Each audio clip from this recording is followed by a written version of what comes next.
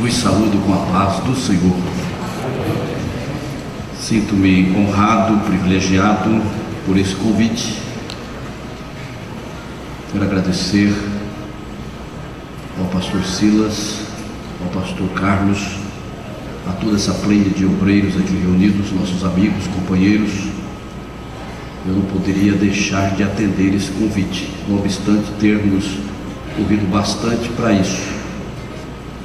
O pastor Carlos me passou o tema e eu não tive tempo de desenvolvê-lo, mas ontem à noite, depois que eu cheguei do culto na sede, eu me debrucei sobre ele e tenho certeza que Deus vai falar conosco, inclusive comigo, dentro desse tema, no dia de hoje e de amanhã. Quem crê assim, diga amém. É um tema muito oportuno e eu me encantei quando eu comecei a pesquisar. Peguei a minha velha Bíblia grega e ontem à noite eu fui buscar o néctar desse assunto. E vamos ver se a gente consegue desenvolver um tema que o Espírito Santo nos faça lembrar. Quero cumprimentar as senhoras, que sempre é a maioria na igreja, uma bênção. O pastor Ciro pediu para falar que a minha esposa não veio por causa do trabalho do Círculo de Oração, mas quer para falar em grego. Será que alguém vai me traduzir? E que necamo denaerce e amena e apotim polismas Tangará da Serra e a ti, e para que estim Cuiabá polis tis proteussa, ena quinédrio apoton quiclo tis procerqui. Amém? Deu para entender quiclo, né? Que é ciclo. E Tangará da Serra, que não posso traduzir, né? E diz que lá na nossa capital, e Proteussa é a nossa capital. Glória a Deus.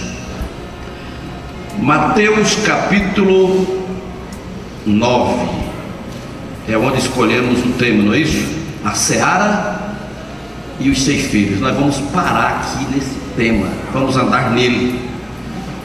Nós vamos extrair o que quer dizer esse tema no original, porque às vezes na hora que se traduz para o português ele fica meio pobre. Mas nós vamos buscar as palavras que nos traduz esse texto. E percorria Jesus todas as cidades e aldeias, ensinando nas sinagogas deles, e pregando o evangelho do reino, e curando todas as enfermidades e moléstias entre o povo. E vendo a multidão, teve grande compaixão deles, porque andavam desgarrados e errantes, como ovelhas que não têm pastor. Então disse aos seus discípulos: a seara é realmente grande, mas poucos são os ceifeiros. Rogai, pois, ao Senhor da seara que mande ceifeiros para a sua seara. Já tem 2000 anos que a igreja ora: Senhor, prepara ceifeiros para a sua seara. Deus tem preparado e ainda continua pouco nos dias de hoje. Como já disse um velho companheiro que eu considero o filósofo nosso cuiabano, pastor José Gerardo, não é nem Geraldo, não é Gerardo mesmo. Ele, como bom cearense, diz: irmão Jorge, a seara é grande e é pouco os ceifeiros, e muitos dos que tem, do pouco que tem, ainda não prestam. Parece que é pesado, né? Mas não serve para a obra, porque uns vêm para ter benefício próprio, uns seguem a Jesus, pastor Silas, por causa da multiplicação dos pães, e a gente vê que Jesus não despreza a ninguém que vem a ele, por mais insano que seja o motivo, como foi o caso de Judas. Judas veio para traí-lo com um beijo. Jesus olha para ele e disse: amigo, a que vieste? Em outras palavras, qualquer que seja a sua intenção, Judas, eu sou seu amigo. Eu sou seu amigo não porque você é meu amigo. A minha amizade não depende da sua. O meu amor não depende de você. Eu te amo porque eu vim para buscar e salvar o que se havia perdido. A Aleluia! E aqui eu vejo Jesus com esse olhar, um olhar diferente do povo fariseu. Os fariseus olhavam para aquele povo sem cultura da Galileia e via eles como uma multidão destinada ao inferno. Os romanos, os oficiais romanos, olhavam aquela multidão como contribuintes do erário público para poder enriquecer a Roma, enquanto que os judeus eram apenas um reino vassalo. Mas Jesus, que é o Rei dos Reis, o Senhor dos Senhores, que a análise dele não é como a minha, como a sua, ele não analisa pelo ponto de vista humano. Ele olhava para aquela multidão e os via como ovelhas sem pastor. Aleluia! É por isso que a seara é grande, e nesse tema que foi escolhido de ceifeiros, é já a última hora. Ou nós fazemos missão agora, ou nunca mais. Nós estamos nos últimos dias da igreja na terra, nós sabemos disso. Eu não preciso ficar falando sobre isso, que nós estamos cônscios dessas responsabilidades. Aqui temos um grupo de obreiros cônscios com as suas responsabilidades.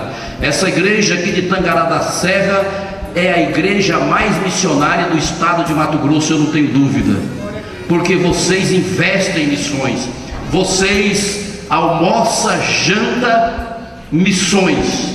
Sempre nós sabemos que temos um trabalho desse cunho para conscientizar não só a igreja aqui em Tangará, mas também se preocupa conosco ali na Baixada Cuiabana.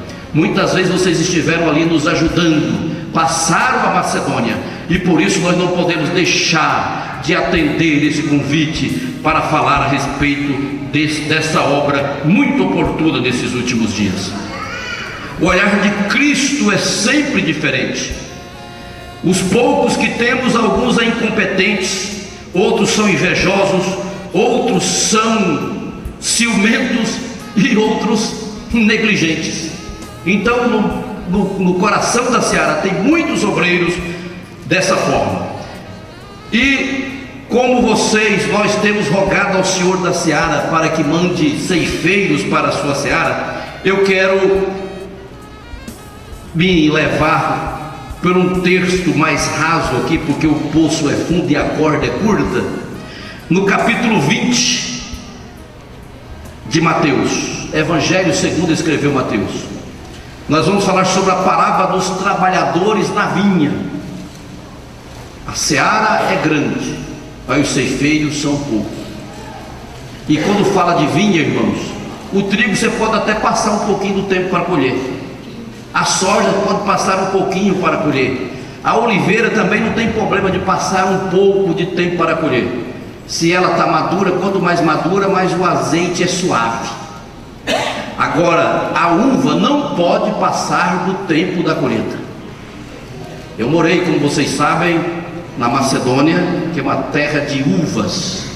Inclusive os gregos, quando vão vender uva chama no grego estafia. Eles nem dizem o nome da planta, eles dizem makedonico,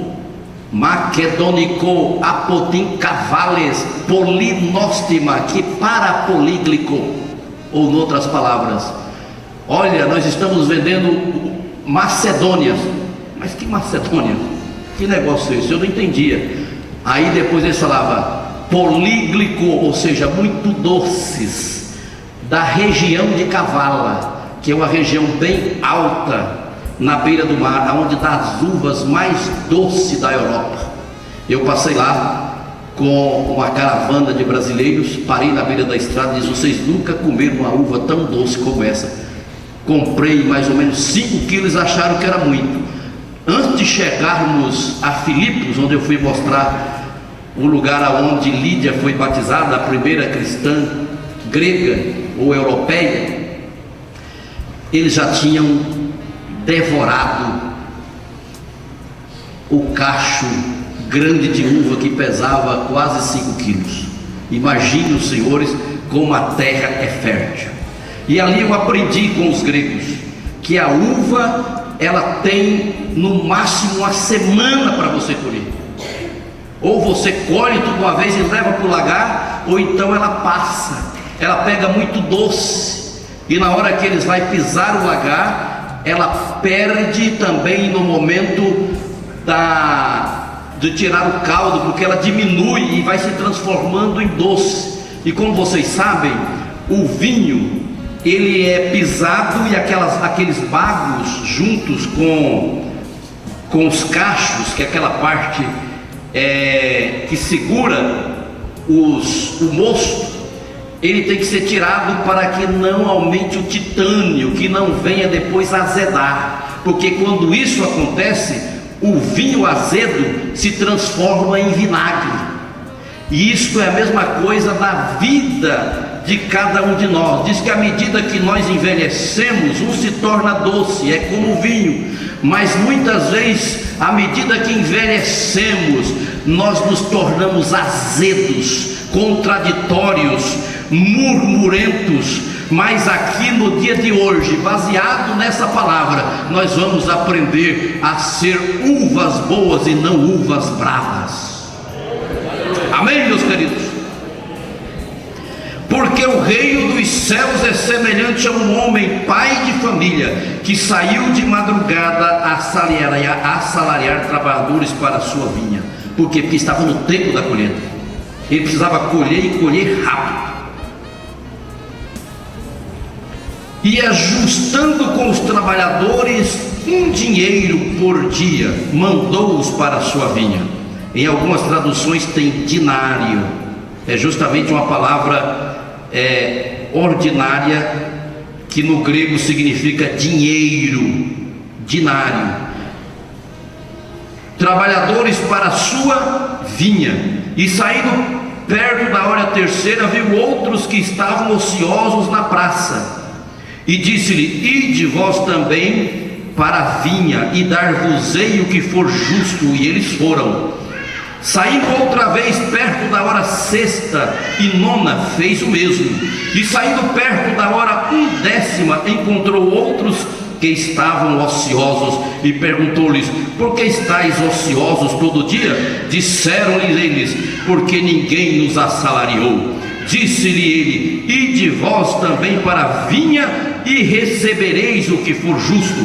E aproximando-se a noite, diz o senhor da vinha ao seu mordomo: chama os trabalhadores e paga-lhes o salário, começando pelos derradeiros até os primeiros. E chegando os que tinham ido perto da hora 1/10, receberam dinheiro cada um.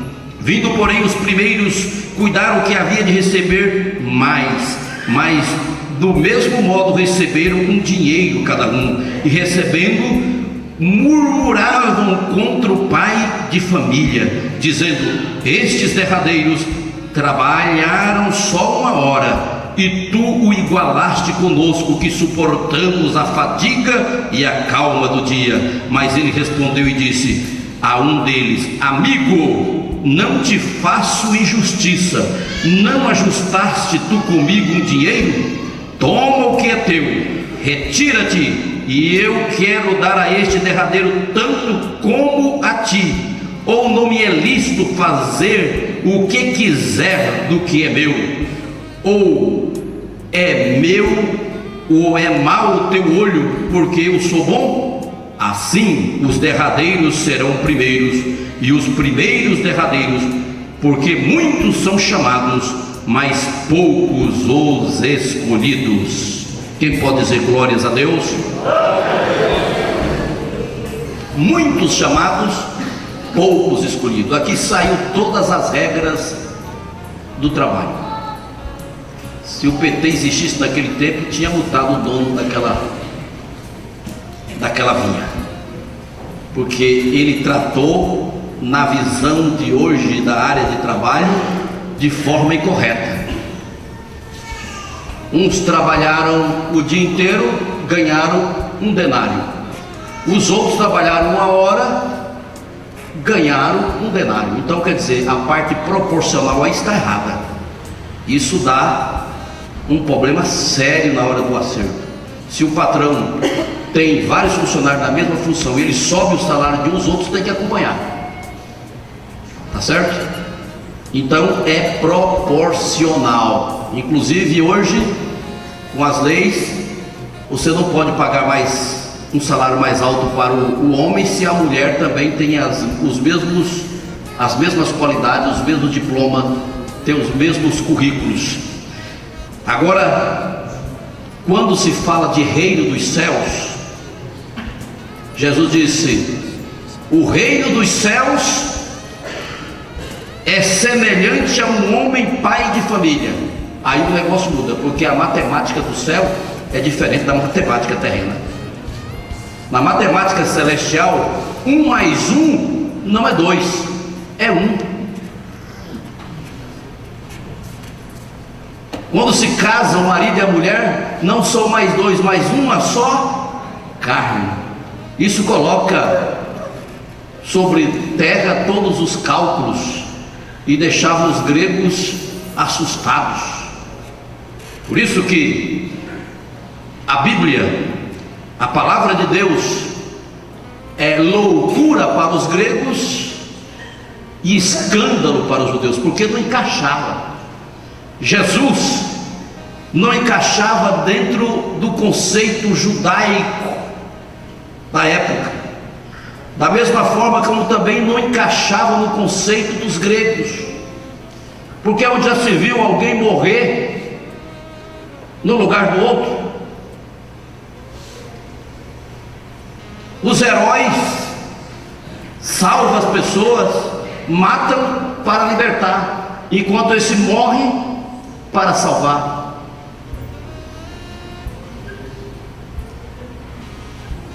Quando Paulo fala a respeito da ressurreição de Jesus no Areópago em Atenas, ele disse: a respeito desse assunto te ouviremos em outra ocasião, porque aquilo para eles era loucura. E aqui, quando você vê Jesus fazendo essa semelhança entre o pai de família que se levanta de madrugada a assalariar trabalhadores para a sua vinha, você vê que ele trabalha no sentido de um contrato.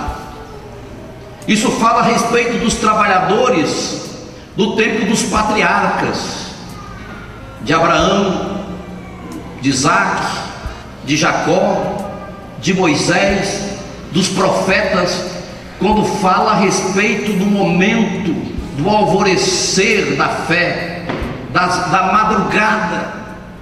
Nós vemos aqui que havia um contrato. Ele disse que lhes darei um dinheiro, ou seja, ele contratou por 1 denário por dia e os mandou para a sua vinha, enquanto que os demais, ele diz: vos darei o que for justo. E o interessante é que essa palavra justiça no grego é dikaios, da onde vem a palavra dikigoros, que quer dizer advogado, da onde também vem a palavra dikastirion, que quer dizer fórum, palácio da justiça. É o lugar aonde se exerce a justiça, não pelo ponto de vista humano, porque esse dicastírio, esse tribunal, aqui mostra a respeito do tribunal de Cristo, fala-nos sobre um combinado, porque a lei, ela serviu de aio, serviu de tutor para nos conduzir a Cristo. Então, nesse sentido aqui, temos um testamento, e o testamento só tem valor depois da morte do testador, porque sem a morte do testador, o testamento não tem valor. Aí ele tem esse valor jurídico depois da morte do testador. E no caso, nós temos aqui o Velho Testamento, que mostra esse trabalho dos servos na madrugada, e temos o Novo Testamento. E o interessante é que a palavra velho no grego é palhar diatiki, De onde vem a palavra paleontologia, que estuda as coisas do passado. Aí temos Kini Diatiki, ou seja, o Novo Testamento. E esse Kini é justamente da onde vem a palavra também koine, que era o original, da onde foi escrito no grego as traduções do Novo Testamento. E o grego koine era um grego comum do tempo do helenismo. Não se diz que a Grécia engregou o mundo, mas diz que a Grécia helenizou o mundo, ou seja, levou a cultura dos gregos para os povos. Então, quando Jesus estava falando aqui, ele estava falando dentro de uma visão grega que serviria para nós aqui, para os cristãos de todas as épocas, e ao mesmo tempo nos situando no espaço e no tempo, ou seja, dentro do Cronos, que é o tempo que se mede por dia, anos, meses, séculos, mas também estava falando dentro do tempo Kairos ou Kairos, como se escreve, como se lê, que é um tempo oportuno, oportunidade, porque o tempo do homem é Cronos, mas Kairos é o tempo de Deus. Deus não anda dentro de um tubo de ensaio, Ele não está sujeito ao espaço e ao tempo, mas para nós tudo tem um tempo determinado, para tudo existe um tempo e um modo. E aqui, quando ele diz que dentro desse tempo do alvorecer do dia, ele convida alguns para trabalhar na sua seara, e faz o contrato. Para os outros, ele sai agora na terceira hora do dia, e naquela terceira hora do dia, nós encontramos aqui em Atos capítulo 2, verso 13 ao 15. Alguém leia para mim o que é que está escrito aí. Me ajude a ensinar nessa noite. Leia a voz alta. Atos capítulo 2, 13 e 15. Vamos descobrir que é essa terceira hora do dia, quando ele sai novamente para buscar mais trabalhadores para a sua vinha. Pode ler. E outros, zombando, diziam: estão cheios de mosto. 15. Estes homens não estão embriagados, como vós pensais, sendo esta a terceira hora do dia. Amém? E saindo perto da hora terceira, viu outros que estavam ociosos na praça, e disse: ide vós também à vinha, e dar-vos-ei o que for justo. E eles foram. Diga assim: o dia amanheceu, a noite é passada, e agora é dia. Então vamos, eu faço uma declaração: vamos trabalhar enquanto é dia, porque a noite vem quando ninguém mais pode trabalhar. Aleluia. Ele viu que aqueles trabalhadores não iam dar conta de terminar o trabalho a tempo, então ele saiu novamente na praça e encontrou outras pessoas ociosas. E o interessante é que nessa praça, essa palavra praça no grego, nós temos várias palavras para praça. Uma delas é platia. Platia. E poderia se encaixar muito bem numa praça pública onde as pessoas ficam, mas ali a palavra que eu tenho é agorá. O que é agorá? Eu vou dar uma ajudinha. Quem já ouviu falar de agorafobia?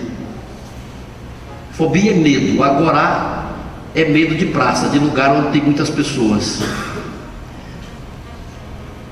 Essas pessoas aqui talvez fossem tímidas, eles não iam logo cedo, talvez tivesse algum problema, distância, e ali naquele lugar, a primeira reunião de manhã era feita pelos sátrapas, pelos prefeitos, pelos governadores, pelos homens da alta sociedade. Tratava-se de política, fazia-se negócios, inclusive na praça vendia-se inclusive escravos. Era comum que os gregos trouxessem escravos Os romanos também tinham escravos, e ali na praça eles tratavam sobre o preço de um escravo. E o escravo, quanto mais ele tivesse aptidões, mais valor ele tinha. Agora, para trabalhar na vinha não era qualquer tipo de pessoa. A pessoa tinha que ter as aptidões, senão ele colocava tudo a perder. Alguém de vocês aqui já colheram uva? Então, se for para fazer esse serviço, você vai ter alguma dificuldade, porque uva, o cacho de uva, você tem que saber segurar ele, inclusive amortecer a queda.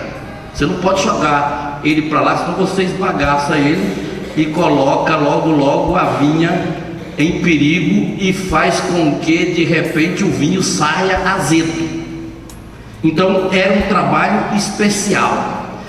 E essa palavra platia, se tivesse aqui, eu não ia nem parar por ela, era simplesmente uma praça. Mas aqui está falando de uma assembleia, de um lugar de julgamento. A nossa igreja, o pastor Silas esteve ali em Atenas, bem em frente tem uma praça.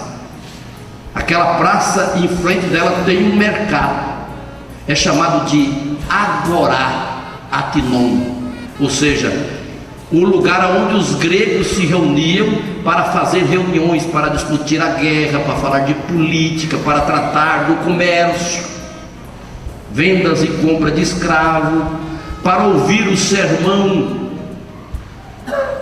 que a Pítia fazia a respeito dos deuses. Mas justamente nesse lugar, Agorá, se reuniam aquela assembleia que eram os chamados para fora. Da onde vem a palavra eclesia? Lê-se eclesia no português, mas lê-se, ou melhor, escreve-se eclesia, mas lê-se eclesia. Da onde vem a palavra eclesiástico? O pregador, o ensinador, aquele que fala a palavra, que leva a preciosa semente, muitas vezes chorando e gemendo, mas no dia que ele voltar, ele volta com alegria, trazendo consigo os seus molhos. Veja, irmãos, como é profundo um texto que passa por cima. Não é aqui uma forma alegórica, eu estou me detendo aqui no original, falando sobre aqueles que eram chamados para fora. Hoje nós temos ali no centro de Atenas, que é uma monarquia, ou melhor, não é monarquia, é uma democracia parlamentarista, porque os gregos nunca quiseram ter rei. Eles são os pais da democracia, todo mundo pode opinar. Inclusive quando eles sabiam que alguém estava crescendo muito, que o nome dele estava muito ovacionado, eles pegavam, escrevia o nome daquela pessoa num caquinho que chamava ostracon e entregava para ele, e ele era mandado para o degredo perpétuo, porque eles tinham medo de ser governado por um só homem, por um rei como os demais. Ali era democracia. Então, nesse sentido, tem ali a palavra sindárgama, que quer dizer parlamento. Mas quando se diz agorá, fala de assembleia. E nesse sentido, fala da assembleia dos céus. Porque o Senhor Jesus disse assim: porque o reino dos céus é semelhante ao homem. Não está falando aqui do reino humano, aonde os maiorais colocam os outros para trabalhar, não paga, é injustiçado, e as pessoas têm que agir para o bem próprio daquele que se declara rei. Aqui no caso, o reino do céu é diferente, porque aqui está escrito Esto Uranu. Ou que é Uranô? Uranô é justamente as potências do céu, junto com todas as suas potestades, junto com tudo que compõe o reino universal do Senhor Deus e consequentemente do Filho e também do Espírito Santo. Isso fala a respeito de uma trindade santa, aleluia, justamente aqui oculto na palavra reino dos céus. É semelhante ao homem pai de família. Por que ele usa aqui a família? Porque a família é a célula máter da sociedade. Tudo começa na família. Sem a família nós não teríamos igreja. Sem a família nós não teríamos noção nenhuma de viver em sociedade. Sem família nós não teríamos amor ao próximo. Sem família nós não teríamos o Estado. Sem família não havia estrutura. E hoje nós estamos vendo, através da política de esquerda, de direita, de centro, o pessoal não valorizando mais a família. Mas o apóstolo Paulo nos escreve em Hebreus 13, verso 14: venerado seja entre todos o matrimônio. Parece que nós estamos fugindo da regra, saindo fora do assunto, mas é justamente nas famílias que surgem os missionários, os obreiros, aqueles que vão para a seara. É justamente na família que as pessoas se convertem. É justamente na família que nós damos o exemplo do Senhor Jesus Cristo. Inclusive o próprio Salvador, ele podia ter nascido de uma forma como um exemplo de Melquisedeque. Você não saber de onde ele veio nem para onde vai, sem pai e sem mãe. Inclusive estava determinado que fosse fazer assim, da forma como estava na alegoria. O rei de Salém, que apareceu para Abraão, que era a figura do sacerdócio do Senhor Jesus Cristo, então ele podia simplesmente aparecer.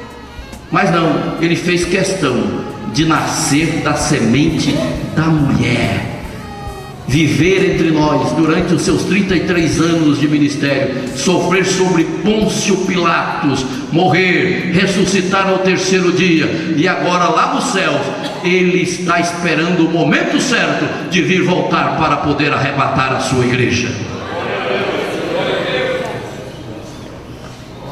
Então esse primeiro turno de trabalho já passou, e agora nós chegamos no segundo turno. E nesse segundo turno, nós lemos aqui em Atos capítulo 2, verso 13 e 15, falando que sobre estes homens não estão embriagados, sendo esta a terceira hora do dia. Essa terceira hora era justamente às 9 horas da manhã. Assim como existiam as vigílias da noite, que era das 6 às 9, depois das 9 à meia-noite, da meia-noite às 3 da manhã, e das 3 da manhã às 6, o dia também tinha o seu tempo. Não tinha relógio, tic-tac. O máximo que tinha era uma ampulheta que enchia de areia, e era 12 horas, ela caía nos grãos, e ali eles faziam análise. Tinha o relógio de sol, como era o relógio de acaso. À medida que o sol se declinava, ele dizia: é a hora tal, a hora tal. Então a hora primeira era 6 horas, mas às 3 horas era a hora terceira, ou seja, às 9 horas.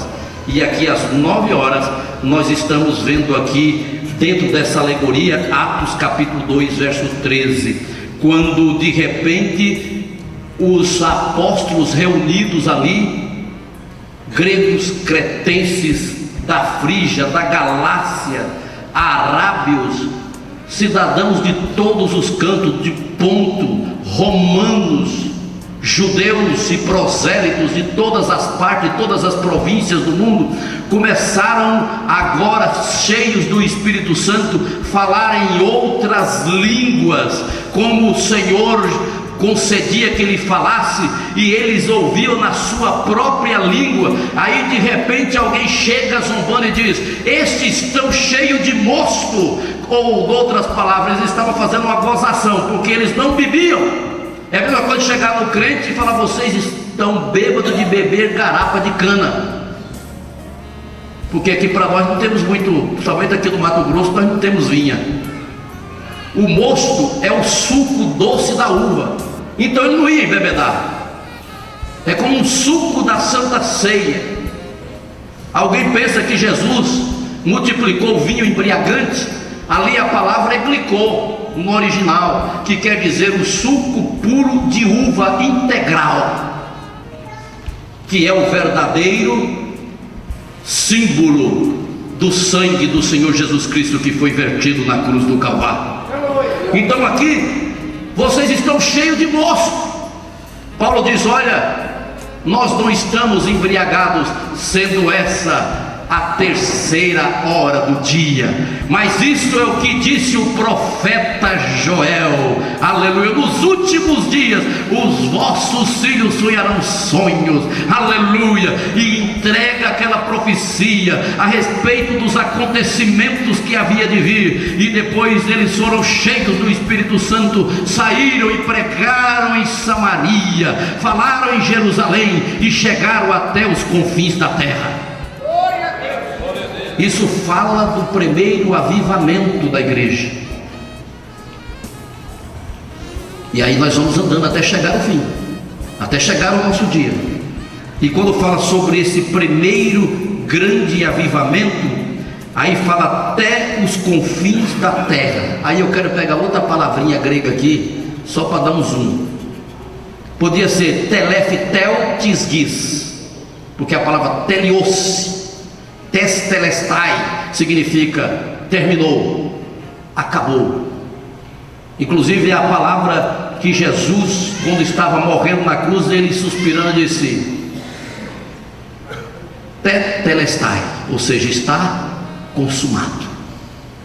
Mas aqui usou outra palavra, em vez de telestai, ou seja, telefteltis gis, gis é terra, da palavra gi, ou seja, geografia, a ciência que estuda a terra, gi, porque no grego não temos gi, o G tem som de G, mas como se fosse para a pronúncia gato, por exemplo, gato, o som é seco, não é esse som nosso, já, gé, gi, é ga, gué, gui, có, certo? Só para vocês se situalizar. E não tinha essa pronúncia sobre ir até o fim da terra. Não quer dizer vamos lá no Tangará da Serra naquela época, podia ser o fim da terra. Mas aí, como que nós vamos descobrir onde é o fim? Se a terra é redonda? Tem alguma coisa aqui que não é no fim, porque se a terra fosse quadrada, aqui podia ser o fim, de lá também podia ser, por ali podia ser. É igual um camarada que queria fazer uma pergunta para um outro lá e queria incriminar ele, disse: olha, se você me responder algumas perguntas, eu não te mato, mas se você errar uma, eu te mato. Aí fez a pergunta para ele: escuta, aonde que é o meio da terra? Ele arrancou a faca e fincou ali. Falei: aqui. Como é que você sabe? Mede para lá, mede para cá, para você ver se não dá a mesma distância. Tá certo? É aqui. Podia ser mais para lá ou mais para cá. O fim do mundo, irmãos, não é um lugar geográfico, é justamente o lugar aonde mais precisa, é o lugar aonde as sombras são mais escuras, é o lugar aonde as pessoas não querem ir, é dentro dos prostíbulos, é de trás das grades de uma prisão, é naquele país da cortina de ferro, aonde as pessoas matam aqueles que são enviados. É justamente esse lugar que se traduz telefteus tisgis, não, escatos tisgis. Da onde vem a palavra escatologia, a doutrina das últimas coisas. Veja bem, é este lugar mais distante que muitas vezes a igreja não tem coragem de enviar, pastor Silas, porque diz que não dá retorno. Eu faço uma pergunta: que retorno nós estamos esperando? Financeiro? O retorno que nós queremos é almas, para a glória e louvor do nome daquele que vive e reina para todo sempre. Eu tive um contato com a missão dos moráveis ali na Grécia, e alguns deles me contando que muitos dos moráveis naquela época se vendiam como escravos. Eles iam para as praças e vendiam-se como escravo. justamente para ir para aqueles reinos mais distantes, na África, na Oceania, na China, no Japão, nos lugares mais longínquos. E eles iam para a praia chorar, e quando o navio saía, eles gritavam: digno é o Cordeiro pelo seu sacrifício. Eles iam e nunca mais voltavam, mas ali ele semeava a semente do Evangelho. Muitos reis, muitos senhores feudais daquelas épocas, muitos comerciantes, muitos mercadores aceitaram a Jesus por causa dessas pessoas que não pensavam em si próprio, mas pensavam diretamente no reino dos céus. São estes que o mundo não é digno, são estes que o Senhor precisa para essa última hora. Quem se sente fazendo parte dessa última hora? Telefteotisguis. Na hora que estiver faltando 10 minutos, vocês puxam meu paletó, porque eu sou meio longa-metragem. Aí nós temos, irmãos, e saindo outra vez, perto da hora sexta e nona, fez o mesmo. Saiu na terceira hora, e agora saiu na hora sexta e depois na nona. A hora sexta é justamente 12 horas, meio-dia, o sol a pique. E a hora nona é justamente às 15 horas. Imagine, irmãos, 12 horas é aquele horáriozinho que a gente dá vontade de sentar no cabo da enxada e escorar as costas assim no ar para descansar a coluna, né? Eu tenho problema de coluna porque desde pequeno eu trabalhei na enxada. Essa posição aqui não é brincadeira. E o sol batendo aqui, ó, na orelha. E eu aprendi lá com os japoneses agora, com essa ida lá, que o japonês tem um chapéu assim, que não tem aquele coisa aqui assim, não. Ele é assim, ó. É um cone, porque tampa bem as orelhas e tampa as costas, porque eles gostam de trabalhar na lavoura. O japonês, às vezes, é rico, tem fábrica, mas no fundo da casa dele tem uma horta, e vai para o serviço de bicicleta, não tem que estar vazio, e tudo irrigado, né? Ao longo dos anos eles irrigou o Japão inteiro. Sempre tem mais, você vai ver alguma paisagem japonesa, você sempre vê um camisinho e um reguinho e uma pontinha. Por quê? Porque todo o terreno tem um lugar para plantar, alagado. E aqui, ó, saindo outra vez a sexta e a nona, fez o mesmo. E saindo perto da hora 10, encontrou outros que estavam ociosos e perguntou-lhe: por que estáis ociosos todo dia? Então vamos lá para nós ver o que é que significa essa hora sexta, às 12 horas. Alguém lê para mim João 4:6. Eu já tenho aqui, mas eu quero que vocês leiam para fazer participação. Enquanto eu bebo um pouco d'água. Isso. Estava ali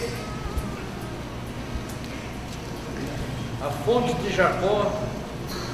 Jesus, pois cansado do caminho, assentou-se assim junto à fonte. E era isso, quase a hora sexta. Essa hora sexta é justamente quando Jesus chega ali naquela fonte e encontra ali uma mulher samaritana. E ela se enganou pensando que Jesus não ia falar com ela, pastor Regis. Por quê? Porque os judeus não se comunicavam com os samaritanos. Louvado seja Deus. E esta era a hora sexta, o meio-dia. Não era a hora da mulher ir buscar, não era a hora das mulheres comuns ir buscar água, era simplesmente as prostitutas. E os seus discípulos chegam e se maravilham de ver ele conversando com a mulher. E Jesus manda eles buscar água na cidade, justamente para conseguir uma ocasião para ele se aproximar da mulher. E ele chegou a ela e disse: mulher, dai-me de beber. Oh, irmãos, que amor tremendo do Senhor Jesus Cristo. Glória a Deus. Todo mundo que ia para a Judéia passa na beira do mar, faz um rodeio grande para não passar na Samaria, porque o judeu não se comunicava e nem lavava os pés onde o samaritano lavava as mãos. Na oração do judeu ele dizia assim: Senhor, eu te dou graça por não ter nascido samaritano, nem mulher e nem gentil. Tanto que eles rejeitavam o samaritano. É por isso que Jesus conta aquela parábola do bom samaritano. Outro dia que eu voltar, eu vou falar sobre essa parábola aqui. E aí, irmãos, aquela mulher pensava que Jesus não ia se importar com ela. E naquela cidade tinha 3 tipos de problema. Um problema de ordem moral. O outro, um problema de ordem social, porque eles não se comunicavam. O outro, um problema de ordem espiritual, porque uns diziam que devia adorar em Gerizim e os judeus diziam que devia adorar em Jerusalém. Mas Jesus, como é o primeiro missionário por excelência, ele pede à mulher de beber e a mulher rejeita ele. Como você comunica comigo sendo judeu, sendo eu mulher samaritana? Aí Jesus diz para ela: mulher, se você soubesse quem é que fala contigo, você me pediria e eu lhe daria água viva. Pastor Ciro, a gente não vê na Bíblia nenhuma vez Jesus se manifestando assim tão claramente como ele se manifestou para aquela mulher. Ele sempre falava em parábola, mas para aquela mulher ele foi assim, curto e grosso e direto. Louvado seja Deus. É por isso que a gente vê hoje a maior parte da igreja são as mulheres são mais crédulas, têm o coração quebrantado, elas adoram verdadeiramente o Senhor Jesus Cristo. E aquela mulher diz: Senhor, então me dá dessa água para que eu não venha aqui mais para buscar. O poço é fundo e o Senhor não tem com que tirar a água. Em outras palavras, aquela mulher estava falando assim: olha, cova profunda é os lábios da mulher estranha. Todo quanto Deus se irá contra ele, cairá nela. Quanto já havia caído no laço daquela mulher? Mas Jesus não veio para cair no laço, mas ele veio para tirar o laço daquela mulher, veio para tirar aquela visão distorcida e trazer aquela mulher novamente da casta mais baixa da sociedade e colocá-la entre as princesas do seu povo. Isto é missão. Isso é ir lá no Teleftel Tisguis, do Escatos Tisguis, é ir justamente aonde Jesus foi, se sacrificando. E Jesus mostrou-nos como devemos fazer. E aí, aquela mulher diz: Senhor, eu vejo que és profeta. Mas antes, ela diz: me dá dessa água para que eu não venha aqui mais para buscar. Jesus falou assim: vai buscar seu marido. Mas o mestre é bom demais lá. Aleluia. No diálogo, ele deixa a pessoa colocar para fora. Ele usa o que os gregos falam de maiêutica. Você faz a própria pessoa confessar o que ele sente na conversa. É uma área da psicologia. Aí ela disse: eu não tenho marido. Jesus dissesse bem, porque já tivesse sim, que o que você tem agora não é seu marido. Eu vejo que és profeta. Então abriu o olho dela, que ela tinha algumas inquirições, porque ninguém falava. Ela foi no cerne do problema. Diz que adoramos em Jerusalém. Você diz que é em Jerusalém, mas nós fala que é aqui. Como é que é esse negócio? Jesus disse: mulher, a hora vem que os verdadeiros adoradores adorarão o Pai em espírito e em verdade, porque Deus é espírito. Ela disse: eu sei que quando o Messias vier, ele vai nos mostrar tudo isso. Ele disse: sou eu que falo contigo. Que revelação tremenda! Quem pode dizer glória a Deus por essa revelação, pela vida daquela mulher? Glória ao nome de Jesus. E aquela mulher não se deu por vencida. Era a 3ª hora do dia.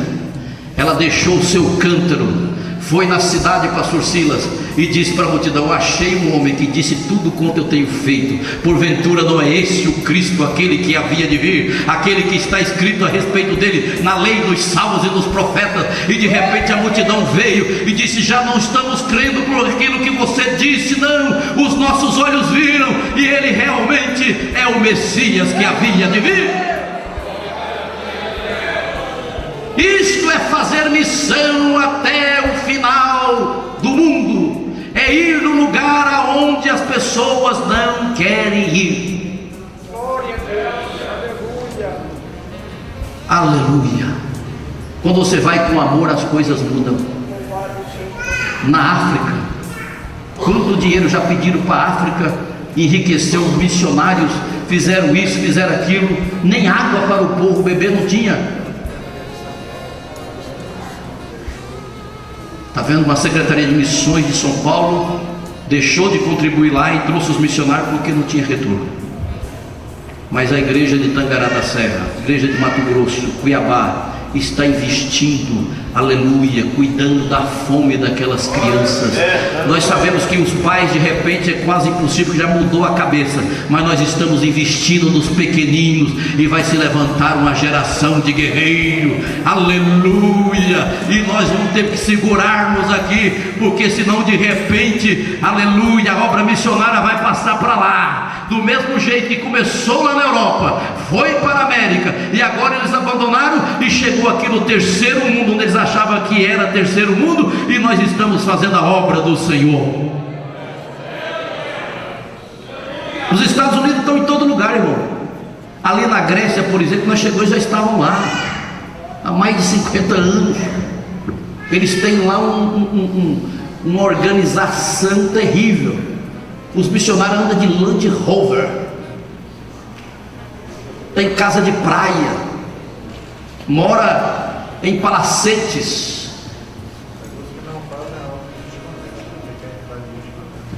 Não faz isso.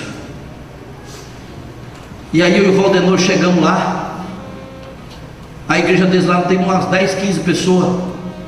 Diz que evangeliza na internet. Até a água deles vem dos Estados Unidos, porque eles não bebem a água da Grécia, porque diz que é salgada. A comida vem tudo de lá. Aí se assustaram com um ano, quando o Brasil fez 2000 anos. 2000 não, 500 anos. Foi justamente quando o mundo fez 2000 anos. No ano 2000 nós juntamos o povo para comemorar os 500 anos do Brasil e os 2000 anos do cristianismo. Muitos gregos aceitaram Jesus como Salvador. Os missionários americanos foram lá e ficaram assustados. O que vocês têm? Como vocês aprendem essa língua tão fácil? Perguntou para mim. Quantos anos você está aqui? Eu falei, tem um ano. Como é que você aprendeu o grego tão fácil? Eu falei, em primeiro lugar, porque eu não aprendi a falar inglês. Então tive que aprender a falar grego. Porque quem não se comunica, companheiro, se estrubica. Então Deus, nesses últimos dias, quer usar os pequenos. Porque quem está por cima, quem conhece, não quer ir. Quando o pastor Sebastião descobriu que eu seria o missionário para a Grécia, se bem que eu já sabia há mais de mês, estava esperando só Deus falar com ele. Deus tinha até aparecido dentro do quarto para falar comigo, na figura do pastor Sebastião, e disse, vamos para uma reunião. E eu acompanhava ele. Quando eu vi, eu bati a cara na porta e acordei na sala. Eu falei, gente, eu não sou sonâmbulo. Orei, chamei a Célia, conversei com ela, e ela falou, amor, Deus também está falando comigo. Eu falei, por que você não falou comigo? Eu falei, você ia pensar que eu estava sonhando acordada. Mas é nós que vamos para lá. Deus falou para mim colocar preço em tudo, na geladeira, em tudo, que nós vamos precisar desse dinheiro para comprar outra lá. Irmãos, 3 meses depois, nós já estávamos preparados para ir. Só que Deus falou assim, quando o pastor estava procurando, orando, pedindo oração, o Espírito Santo falou um dia, bradou, eu vou enviar o menor. Aleluia. E o menor ali era eu. era o zelador lá da igreja sede. Mas esse zelador já tinha, agora saiu de lá e assumiu o cargo na Almadeca. Eu fui o líder da Almadeca em 1998. Entreguei e o pastor me entregou a igreja. No dia que foi entregar a igreja, a irmã Nilda foi também. No final ela abraçou a Célia, pegou na minha mão e falou assim: você vai ficar aqui nem 8 meses. Eu fiquei lá 7 meses e 20 dias. O pastor Silas estava lá na igreja do Novo Horizonte. E quero dizer, o pastor Silas tem um coração missionário, não é só depois que ele está aqui não. A maior oferta de todas as congregações que eu recebi foi lá da igreja dele. E ele ainda comprou o resto dos meus móveis só para me ajudar. Ele não precisava. Comprou e mandou reformar. Eu não esqueço disso, viu, Macidinho? E depois que nós voltamos, ele estava lá no aeroporto para nos esperar. A Célia grávida, com muitas dificuldades, e todo dia ele ia lá em casa deixar maçã, uva, pera e essas guloseimas. A irmã Nilda, quantas vezes desceu lá de cima da casa, ela descia lá embaixo, ia lá no quarto do profeta com a bandeja na mão para levar o café da manhã, o almoço, e ficava lá conversando com a Célia e orando por nós. Isto é amor pela obra, é amor pela obra missionária, irmãos. Nós precisamos nesses últimos dias nos alertar através da palavra de Deus, para que essa chama missionária não venha apagar do nosso coração. Glória a Deus, aleluia. O turno, o terceiro turno, ou seja, a 6ª hora do dia, às 12 horas, Jesus, cansado, conversa com aquela mulher e lhe mostra o verdadeiro caminho, aleluia, que deveria seguir. E agora vamos para o verso. Eu tenho mais 15 minutos, pode ser, pastor Silas? Amém. Disseram-lhe, pois, ninguém vos assalariou? E ele disse: ide também vós para a minha vinha, recebereis o que for justo. E aproximando-se a noite, diz o senhor da vinha ao seu mordomo: chama os trabalhadores e paga-lhes o salário, começando pelos derradeiros até os primeiros. Eu acho que eu pulei aqui, que eu queria estar aqui, era justamente na 9ª hora, ou seja, às 15 horas da tarde. Eu já saí do meio-dia e já fui direto lá para Endecaora. Vamos então passar aqui pela 9ª hora, ou seja, às 3 da tarde. Alguém leia Atos capítulo 10, verso 30. Vamos ver qual foi essa hora do evangelismo. Verso 30. E disse Cornélio, há 4 dias estava eu em jejum até esta hora, orando em minha casa a hora 9ª. Orando na minha casa a hora. E o que foi que aconteceu? Alguém vestido com vestes resplandecentes apareceu. Quem era? Um anjo. E disse: vai e manda chamar Pedro, que está em Jope, na casa de Simão o curtidor. Ele chamou 2 criados seus e um soldado valente e piedoso. E ele foi, chegou lá. Antes dele chegar, Pedro subiu para orar também, porque estava todo mundo orando. Quando a gente ora, o Espírito Santo entra no meio da história, começa a falar com um e falar com o outro, revela uma coisa para um, revela para outro. Aí Pedro viu um lençol descendo do céu 3 vezes, e dizia uma voz: Pedro, mata e come. Pedro: de modo nenhum, Senhor, porque eu nunca comi coisa impura. Já orou lá, né? Eu passei lá, mas não orei não, passei de rapidinho, bem em Jope, não é isso? Está lá a casa de Simão.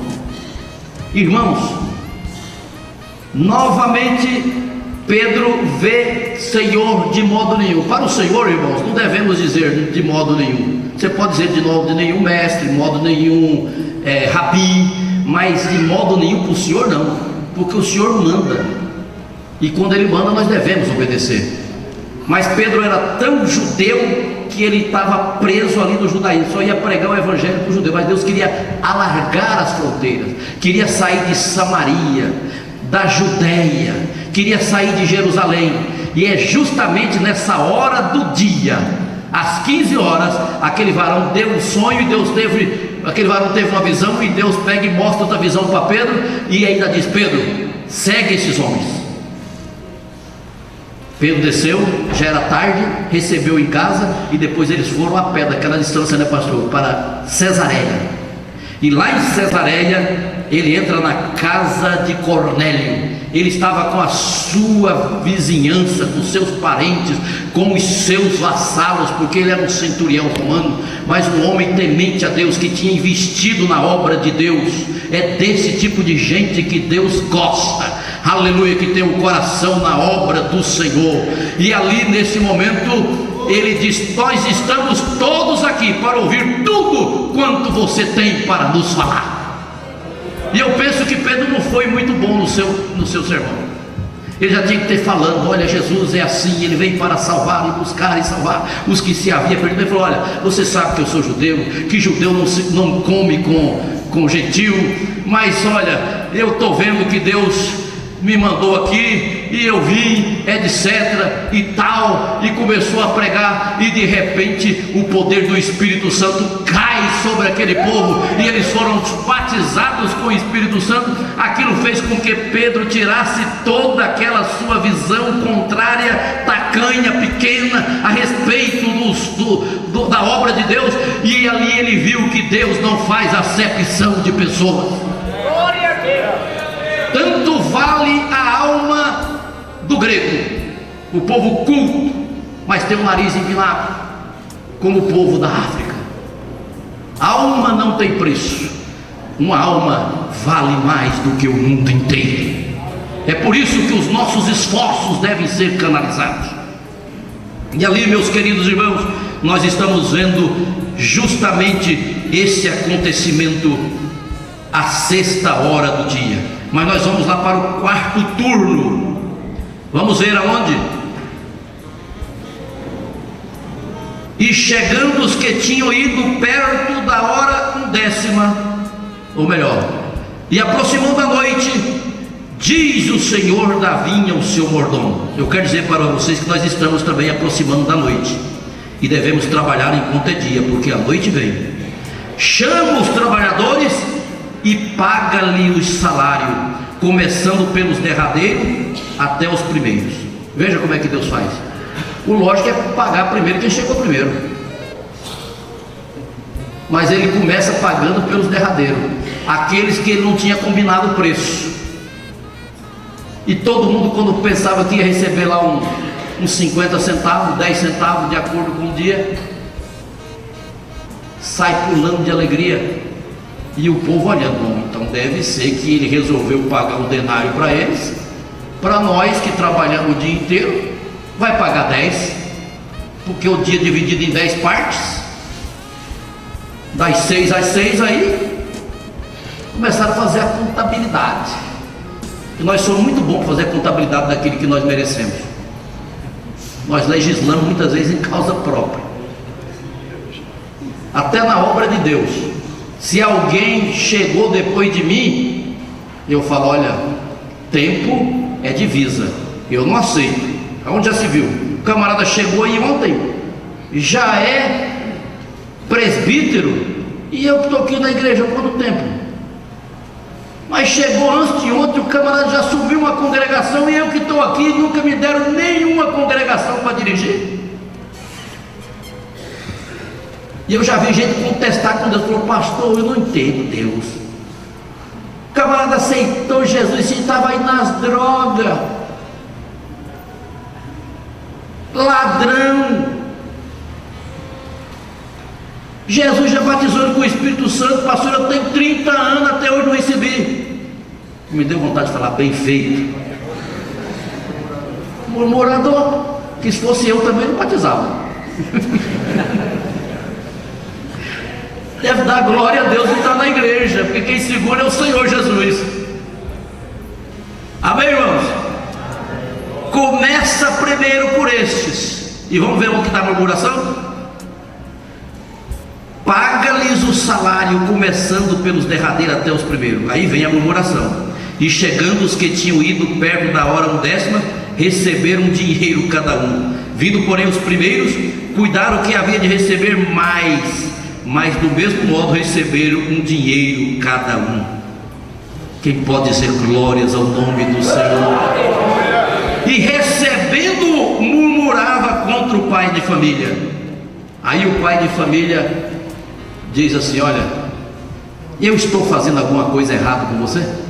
Eu não ajustei com você um salário? O salário não é um denário? Eu não estou te pagando um denário? Por que o seu olho é mau? O dinheiro é meu, eu faço o que eu quero com ele. Se eu quis dar para ele o tanto que eu lhe di, que eu dei para você, por que você tem o seu olho mau?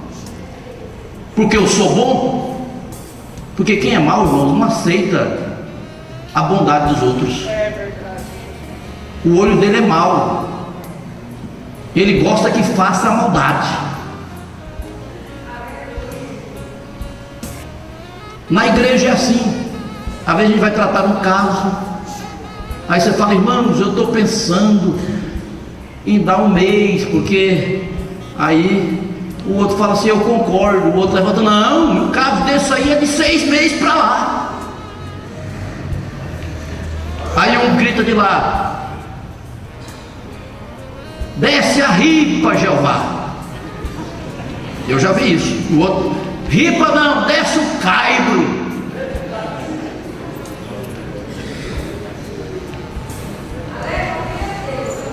Igual os filhos de Zebedeu: Senhor, quer que nós manda descer fogo do céu, igual fez Eli, consuma esses moradores aqui de Samaritano, que não quiseram nos aceitar? Jesus disse: eu não sei de que espírito vocês sois. Por isso que chamou de filhos do trovão. Meu Deus, acompanhado de raio e tempestade, mais alguma coisa. E recebendo, murmurava contra o pai de família. Irmãos, a murmuração é a pior coisa que tem. O que é que foi que fez com que o povo, tudo que saiu do Egito, morresse no deserto? Quem foi? Murmuração. Não foi o exército dos midianitas, de amalequitas, da turma de Esaú, que até deixou eles passar direto. Não foram os filisteus, não foram os amorreus, não foram a areia escaldante do deserto, não foram as serpentes que os mataram. O que os consumiu foi justamente a murmuração. Não tinha sepulcros no Egito para nos trazer aqui para nos matar. Oh, que saudade dos raios, das cebolas, dos pepinos, que delícia que eram aqueles pepinos do Egito. Porventura não tinha sepultura lá, irmãos. Pastor Silas, o problema é que a murmuração leva a gente, se tem uma coisa que deixa o pastor chateado, é a murmuração. E por causa disso, o homem mais manso da terra, Moisés, não aguentou. Deus mandou agora falar a rocha, a primeira vez ele feriu, era só para falar, ele apelou e desceu o cajado na rocha, destruiu ali um tipo de Cristo. E Moisés, depois, quando chega lá no monte, ele olha a bonita terra lá do Monte Nebo e fala assim: ô, deixa eu falar só mais. Falou: Moisés, não me fale mais nisso, você não vai entrar. Tudo por causa da murmuração. A murmuração, ela tem um tipo de uma raiz de amargura, que ela brota e vai contaminando os outros. A pessoa murmura aqui, fala um negócio, bochicha pro lado e vai passando. E a gente não tem como disciplinar ele, porque se fala com ele, ele fala que é mentira. É aquele pecado mais disfarçado que tem, ele está sempre contra. É igual aquelas galinhas chocas, sabe? Está assim. Meu Deus do céu, eu não sou de ficar bravo não, mas o murmurador, quando Jesus leva, ele pede uma carta de mudança, eu falo: já está assinada, meu filho, é só pegar lá. Um dia desse eu estava fazendo um noivado lá, e chegou um desses murmuradores que tinha me dado uma dor de cabeça quando eu fui pastor lá no São João dos Altos. Vou até contar o lugar, não vou contar o nome do camarada. E aí tem um pastor lá daqueles meu, pois não? Coitado do outro. E aí eu falei, fulano tá aqui ainda com o senhor? Ele falou assim, não. Vai montar não. E eu dei carta para ele. O senhor deu carta? Eu falei, dei. Eu falei, como é que foi? Ele falou assim, ele estava murmurando, falando coisa e não sei o que. Um dia eu peguei, chamei o tesoureiro, chamei um obreiro dos mais antigos, falei, vamos lá em cima do meu escritório, no decorrer do culto, vamos lá, fala um negócio aí. Faz a carta dele aí, fulano. Mas pastor, que negócio? Eu estou mandando fazer a carta. O senhor está mandando embora? Estou. E para onde? Para onde você quiser ir. Eu vou postar essa carta aqui, ó. Apresento a igreja onde ele quiser ir. E assinou. Tá aí, ó. Vai para onde você quiser. Eu falei, graças a Deus que não foi para Alvorada. Um novo modelo, pastor Silas. Eu vou deixar umas cartas dessas lá assim. Para onde quiser ir. Reticência. Aí o camarada vai e completa.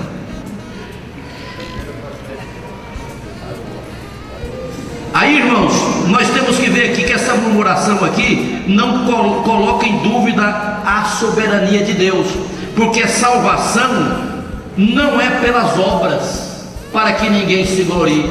Da mesma forma, eles haviam entendido que o outro trabalhou pouco, então não merecia. Aí eu faço uma pergunta: quem é que merece aqui? É por isso que não vem de nós, para que ninguém se glorie. Essas pessoas precisam aprender o que significa graça, e precisam também aprender o que significa misericórdia, porque graça e misericórdia parece que é duas coisas que andam junto, mas uma é antagônica à outra. Por quê? Graça, favor e merecido, quer dizer, é dar à pessoa aquilo que ele não merece. Não merece, mas Deus dá. É graça. Enquanto que misericórdia, pastor Regis, é o contrário. É não dar o que o camarada merece. Por que é que nós merecíamos? Inferno. Mas Jesus nos resgatou. Ele nos dá o céu. Nós não merecemos, mas Ele nos dá. Quem pode dizer glórias ao nome dEle? Glória, pois, a Ele, porque a Ele poder, glória e majestade.